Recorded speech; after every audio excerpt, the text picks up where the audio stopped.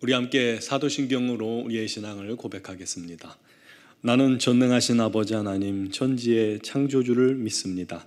나는 그의 유일하신 아들 우리 주 예수 그리스도를 믿습니다. 그는 성령으로 잉태되어 동정녀 마리아에게서 나시고 본디오 빌라도에게 고난을 받아 십자가에 못 박혀 죽으시고 장사된 지 사흘 만에 죽은 자 가운데서 다시 살아나셨으며 하늘에 오르시어 전능하신 아버지 하나님 우편에 앉아 계시다가 거기로부터 살아있는 자와 죽은 자를 심판하러 오십니다. 나는 성령을 믿으며 거룩한 공교회와 성도의 교제와 죄를 용서받는 것과 몸의 부활과 영생을 믿습니다. 아멘. 찬송가 336장 찬양 드리겠습니다.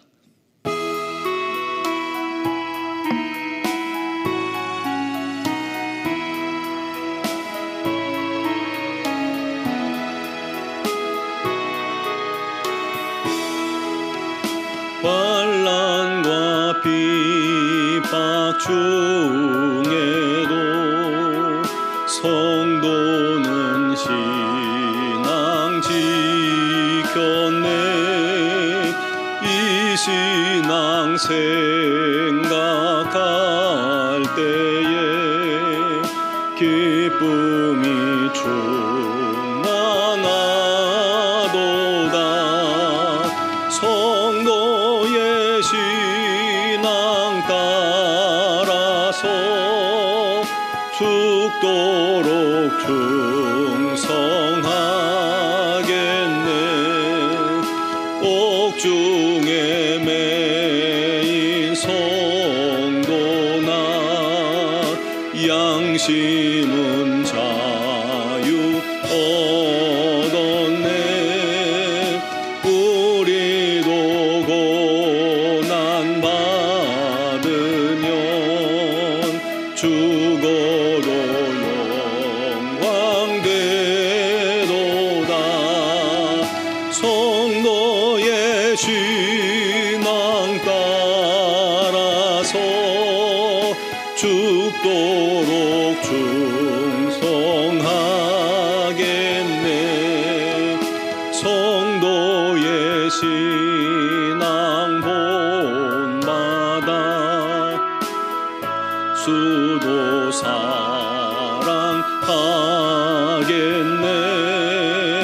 인자한 언어 행실로 이 신앙 전파하리라. 성도의 신앙 따라서 죽도록 충성하겠네.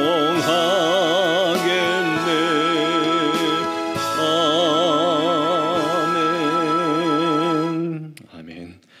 오늘 주신 말씀은 사도행전 14장 19절에서 28절 말씀입니다. 사도행전 14장 19절에서 28절까지를 봉독하겠습니다. 유대인들이 안디옥과 이고니온에서 와서 무리를 충동하니 그들이 돌로 바울을 쳐서 죽은 줄로 알고 시외로 끌어내치니라. 제자들이 둘러섰을 때에 바울이 일어나 그 성에 들어갔다가 이튿날 바나바와 함께 더베로 가서 복음을 그 성에서 전하여 많은 사람을 제자로 삼고 루스드라와 이고니온과 안디옥으로 돌아가서 제자들의 마음을 굳게 하여 이 믿음에 머물러 있으라 권하고 또 우리가 하나님의 나라에 들어가려면 많은 환난을 겪어야 할 것이라 하고 각 교회에서 장로들을 택하여 금식 기도하며 그들이 믿는 주께 그들을 위탁하고 비시디아 가운데로 지나서 밤빌리아에 이르러 말씀을 버가에서 전하고 아탈리아로 내려가서 거기서 배 타고 안디옥에 이르니 이곳은 두 사도가 이룬 그 일을 위하여 전에 하나님의 은혜에 부탁하던 곳이라. 그들이 이르러 교회를 모아 하나님이 함께 행하신 모든 일과 이방인들에게 믿음의 문을 여신 것을 보고하고 제자들과 함께 오래 있으니라. 아멘. 우리 예수님께서 제자들과 함께 마지막 만찬을 나누시던 중에 제자들에게 아주 비장한 각오로 말씀하셨습니다. 오늘 밤에 너희가 다 나를 버리리라. 그 말을 듣자 제자 중에 베드로가 제일 먼저 대답했죠. 모두 주를 버릴지라도 저는 주님을 버리지 않겠습니다. 결코 버리지 않겠습니다 하고 대답했습니다. 그랬더니 주님께서 오늘 밤 닭 울기 전에 네가 나를 3번 부인하리라 말씀하셨죠.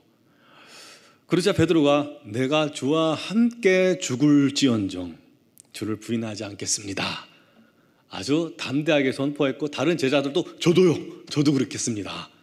저도 죽을 망정 주를 부인하지 않겠습니다. 너도 나도 주님께 자신의 믿음, 자신의 충성도를 보여줬죠. 그때 제자들 마음은 당연히 진심이었을 거예요. 3년이나 동고동락하면서 정이 들 대로 든 예수님인데 누군들 그 예수님을 버린다고 나는 그렇게 버릴 수도 있을 것 같아요 라고 누가 말하겠습니까? 당연히 난 절대 버리지 않겠다고 진심으로 얘기를 하죠. 물론 그 마음은 진심이었어요. 하지만 그랬을지라도 그들은 아무도 그 약속을 지킬 수가 없었습니다. 베드로는 저주까지 하면서 주님을 부인해서 자기의 위기를 모면했죠. 다른 제자들도 다 도망을 치고요. 나중에 죄책감 때문에 가슴을 치며 눈물을 흘렸지만 그들은 자기들의 약속을 지키지 못했습니다. 마음은 원이로되 육신이 약하다라는 그런 말처럼 마음과 행동이 따로따로일 때가 많이 있습니다. 특히 사람이 아주 급박한 공포나 위기를 겪을 때면 우리는 보통 우리 육신의 본능이 우리 마음과 이성을 이길 때가 많습니다. 베드로와 제자들도 그랬던 거예요. 생명의 위기 앞에서 주님을 순간적으로 잊어버린 겁니다. 그러나 그랬던 베드로가 훗날 주님을 위해 거꾸로 십자가에 달려 순교당하는 자리에 나아가게 되죠. 다른 제자들도 대부분 그 인생의 말년에 순교의 자리를 구차히 거절하지 않았습니다. 예수님을 떠나지 않고 부인하지 않겠다고 약속했던 그 말을 그때서야 그들은 지킬 수 있었던 겁니다. 이때는 안 되는데 이때는 될 수 있었던 이유가 뭘까요? 그만큼 주님을 진정으로 사랑하게 되었던 것이고 그들의 믿음이 성령 안에서 성장했던 것이며 또 복음의 능력을 알았기 때문입니다. 그리고 부활의 소망을 온전히 붙들었던 것이죠. 우리들도 지금처럼 평안할 때는 말로는 못할 게 없어요. 말로는. 이 남자들이 결혼 초에는 또 연애할 때는 말로 별걸 다 해준다고 하잖아요. 근데 정작 현실은 못해요. 그런 것처럼 말로는 못할 게 없어요. 마음으로는 주를 위해 우리도 100번이고 1000번이고 죽을 수 있을 것 같아요. 그런데 정말 큰 위기와 시험 앞에서는 과연 우리가 그 약속을 지켜낼 수 있을까요? 아마 많지 않을 겁니다. 그 약속을 지킬 수 있는 사람이. 하지만 우리의 신앙도 성령으로 충만하고 시간이 지나면서 성숙되어지고 주님을 온전히 신뢰하게 되고 믿음이 쌓이고 주님을 뜨겁게 사랑하다 보면 우리 말과 행동이 점차 일치되는 그러한 신앙인이 될 것입니다. 그런 신앙에까지 날마다 조금씩 더 자라나가는 저와 여러분 되기를 간절히 바랍니다. 왜 이런 말씀을 드렸냐면 오늘 바울과 바나바가 루스드라라는 지역에서 복음을 전하던 중에 나면서부터 걷지 못했던 사람을 치료해버렸어요. 그랬더니 사람들이 신이라고 바울과 바나바를 경배하면서 제사하려고 했죠. 그걸 바울과 바나바가 간신히 진정시키고 우리도 너랑 똑같은 성정을 가진 사람이다 하면서 진정시키고 거기다가 복음을 전했습니다. 그런데 그렇게 복음을 전하고 있는데 바울과 바나바가 전도하면서 지난날 지나왔던 비시디아 안디옥이라는 곳과 이고니오이라는 곳에서 사는 유대인들이 이 루스드라까지 쫓아온 거예요.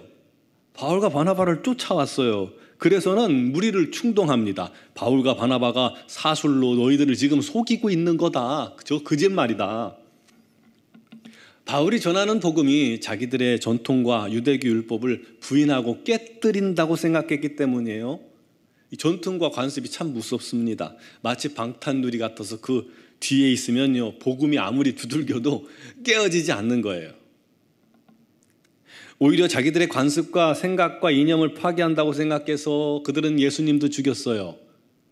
야고보도 죽였고 스데반도 죽였어요. 이제는 바울과 바나바도 죽이고자 했던 겁니다. 결국 이들의 선동으로 말미암아 복음을 전하던 바울이 돌에 맞아 거의 죽기에 이르게 되었습니다. 사람들이 이렇게 건드려 보고는 아이 죽었네 그러고는 성 밖에 내다 버렸습니다. 저는 이 부분을 읽으면서 참 마음이 아팠어요.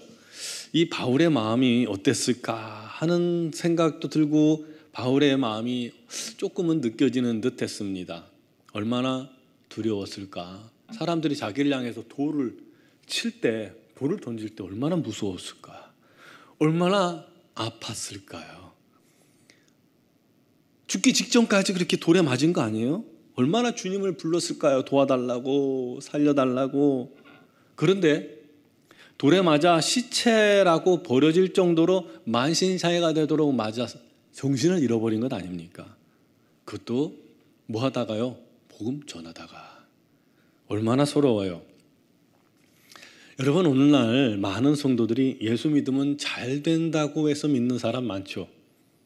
자녀가 잘 되고 남편이 잘 되고 또 건강해지고 병이 치유되고 부자 되려고 믿고 천국 가려고 믿고요. 예수 믿으면 좋은 일만 있다고 생각합니다. 그런데 오늘 보니까 주님의 제자들이 예수 믿고 그 복음을, 이 복음의 열정이 뜨거워서 복음을 전하는데 오히려 죽을 고생이에요. 사람들한테 미움받고 돌로 쳐 죽임을 당하고. 여러분이 만약 이런 상황에 놓인다면 지속해서 예수님을 믿을 수 있어요? 주님 살려달라고 그렇게 외치는데도 결국은 돌에 맞아 순교당한다면, 내 옆에 있는 사람이 죽어간다면 어떤 생각이 들어요? 아마 그런 상황이 지금 놓인다면 아유 무슨 하나님 살아계시지 않은가 봐 그러고 시험 들고 떠난 사람들도 많을 겁니다. 그런데 바울 그리고 바나바는 그러지 않았습니다. 거의 죽었던 바울은 정신을 차리고 깨어 일어났어요. 그리고는 잠시 몸을 좀 어디 가서 쉴만도 한데 그 몸으로 또 일어나서 더베라는 곳에 복음을 전해요. 여러분, 이 바울이 가진 자신의 안에 있던 그 사명이 얼마나 컸다면 그렇게까지 했을까요?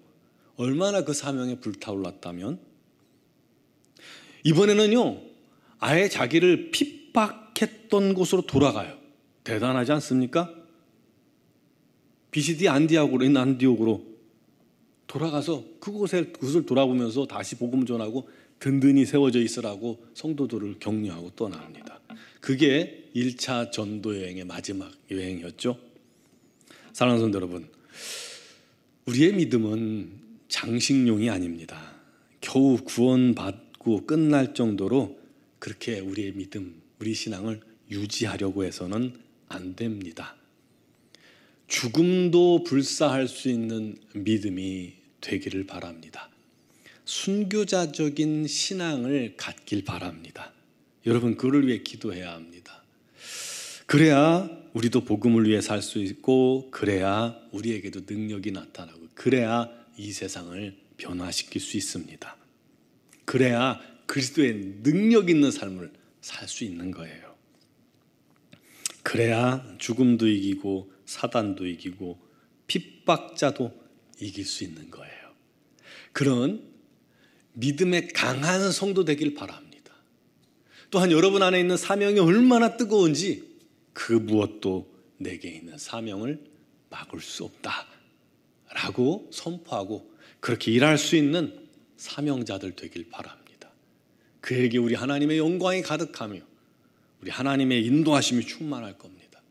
우리 이왕 예수 믿은 것 그렇게 주를 위해 핍박도 감수할 수 있을 정도로 담대한 믿음, 우리 주님께 그렇게 쓰임받는 믿음 되기를 주의 이름으로 축원합니다. 기도드리겠습니다. 사랑하시는 아버지 하나님, 우리가 아무 공로 없으나 값없이 예수의 피로 구원받았음을 믿습니다.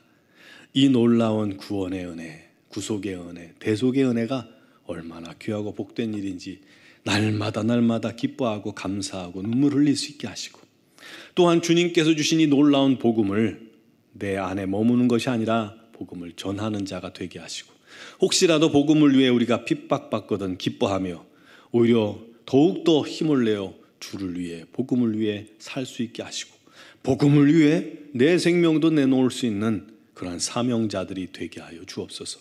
믿음의 믿음을 주시고 성령의 충만함을 주시고 날마다 주님과 동행하며 주님을 사랑함으로 우리도 말과 혀로만 신앙생활하는 것이 아니라 말과 우리의 삶이 일치되는 신앙인이 되게 하시고, 주를 위해 주의 복음을 위해 죽기까지라도 최선을 다해 충성할 수 있는 믿음의 사람들이 되게 하여 주시옵소서. 이 세상이 건들 수 없고 이길 수 없는, 두 손 들고 또 쫓겨질 수밖에 없는 그러한 성도가 되게 하여 주옵소서. 오늘도 여러 가지 사정을 가지고 주 앞에 나온 사랑하는 성도들, 우리 하나님께서 다 들으시고 역사하시고 응답하여 주시고, 특별히 노원종합교회가 이와 같은 우리 하나님의 영광스러운 복음의 도구가 된 거룩한 공동체가 되게 하여 주옵소서. 미얀마 양권 한인종합교회 위에도 우리 하나님께서 동일한 은혜로 충만케 하시고 주신 사명 잘 감당하며 수많은 영혼들을 주께 돌이키게 하여 주시옵소서. 생명 주신 주여, 주님께서 모든 일에 능력과 권능으로 충만케 하여 주시옵소서. 우리 선교사님들에게 건강 주시고 은혜와 능력을 더하여 주옵소서. 오늘도 영상을 통해 예배하며 또 믿음으로 기도할 때에 우리 하나님께서 역사하여 주시옵소서. 감사하옵고 예수 그리스도